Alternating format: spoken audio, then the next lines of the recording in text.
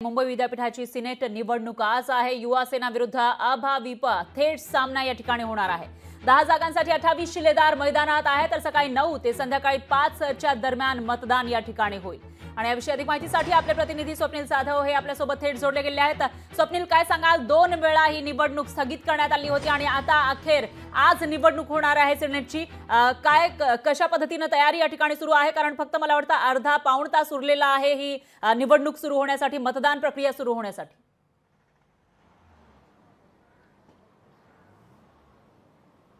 फरा, निश्चितच बहुप्रतीक्षित ही निवडणूक होती, कारण सिनेट निवडणूक गेल्या अनेक दिवसांपासून रद्द होत होती। मात्र आता कुठेतरी ही निवडणूक होतीये।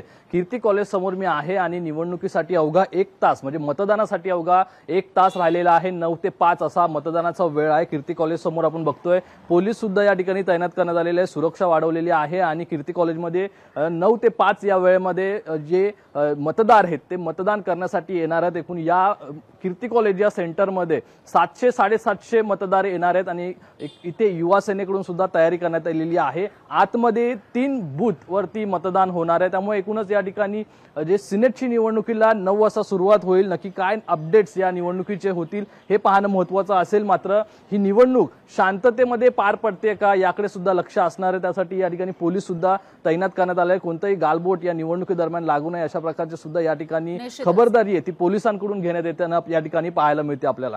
निश्चितच स्वप्नील, याविषयीची अपडेट आपण तुमच्याकडून घेत राहूयात। दरम्यान धन्यवाद तुम्ही दिलेल्या या सविस्तर माहितीसाठी।